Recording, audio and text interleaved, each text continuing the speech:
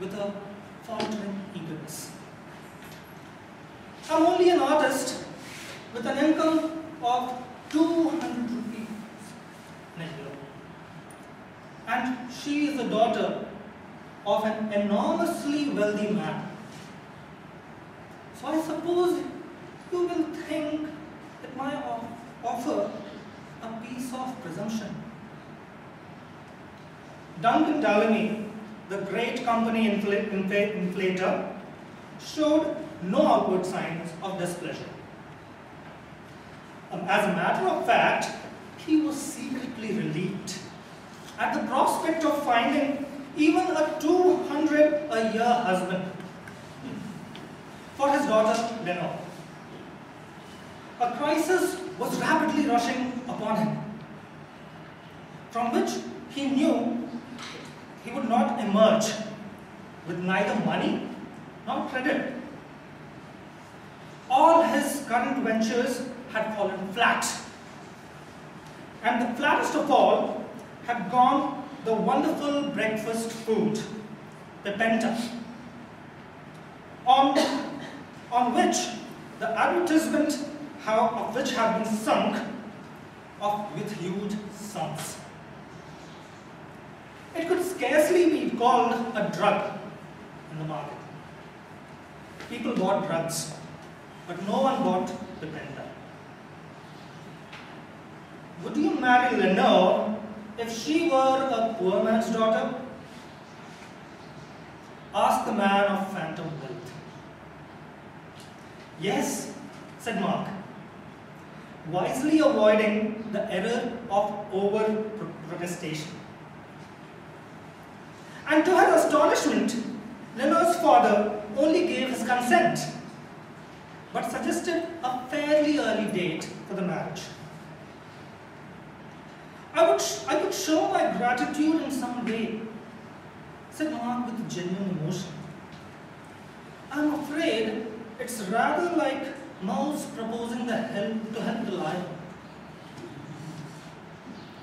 Get people to buy that measly muck, said Delaney, nodding savagely at the poster of the despised Pepenta.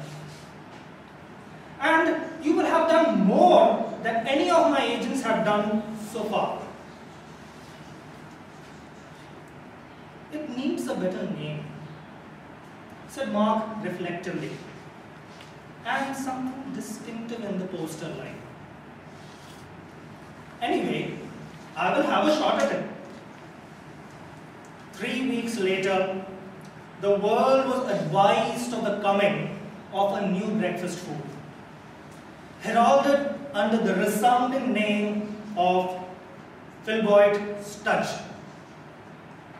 Spaley put forth no pictures of massive babies springing up with fungus-like rapidity under its forcing influence, or of representatives of leading nations scrambling for the fatuous eagerness for its possession.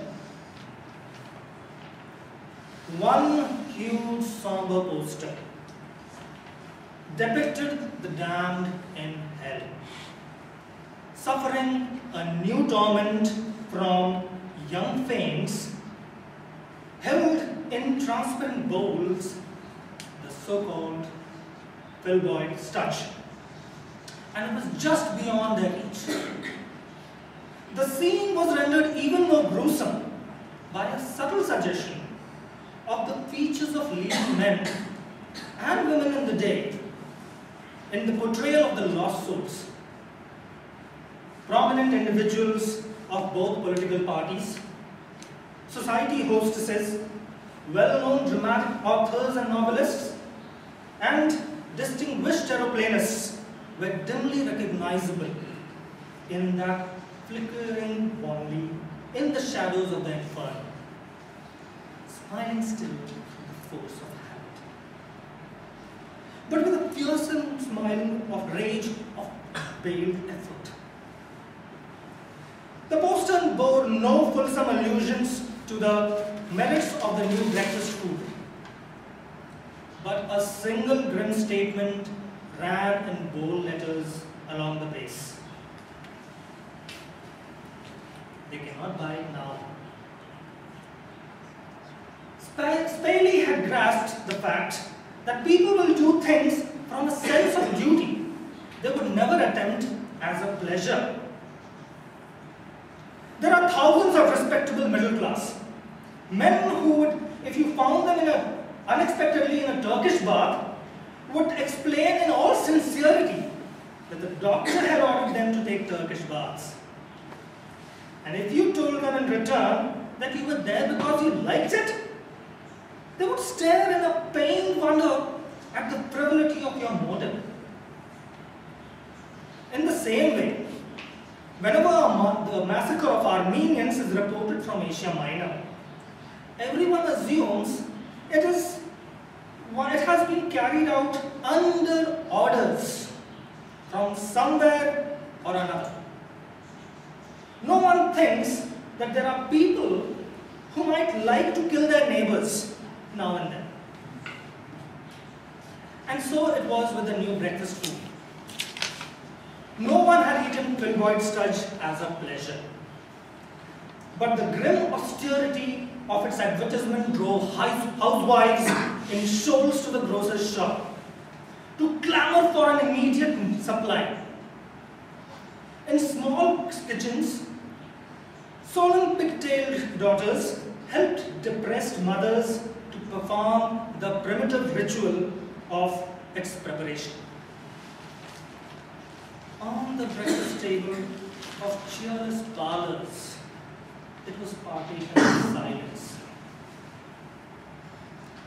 Once the women folk discovered that it was unpalatable, their zeal in forcing in their households knew no bounds. "You haven't eaten your Filboid Studge!" would be screamed at the appetite-less clerk as he turned wearily from the breakfast table. And his evening meal would be prefaced by a warmed-up mess which would be explained as your Filboid Studge that you didn't eat this morning. Those strange fanatics of ostentatiously modify themselves inwardly and outwardly with health biscuits and health garments, battened aggressively on the new food. Earnest spectacled men devoured it in the steps of the National Literary Club. A bishop who did not believe in the future state preached against the poster, and a pious daughter died of eating too much of the compound. A further advertisement was obtained when an infantry regiment mutinied and shot its officers rather than eat the nauseous meal. Fortunately, Lord Beryl of Balathor, who was the war minister at the moment, saved the situation by his happy epigram that discipline to be effective must be optional. Filboid Studge had become a household word. But Dallamy wisely realized that it was not necessarily the last word in breakfast dietary. Its supremacy would be challenged as soon as yet more palatable food should be out on the market. There might even be a reaction in favor of something tasty and appetizing. And the Puritan society of the moment might be banished from domestic cookery. At an opportune moment, therefore, he sold out his interests in the article, which had brought him colossal wealth at a critical juncture, and placed his financial reputation beyond the cavil. As for Leonard, who was now an heiress for a far greater scale than ever before, he naturally found someone a vast deal higher than a husband in the husband market worth 200 a year. Mark Spaley, the brain mouse who had killed the financial lion, with such untoward effect, was left to curse the day he produced the wonder-making poster. After all, said Clovis, meeting him shortly afterwards at his club, you have this doubtful consolation that 'tis not the mortals to countermand success. Mr. Toastmaster,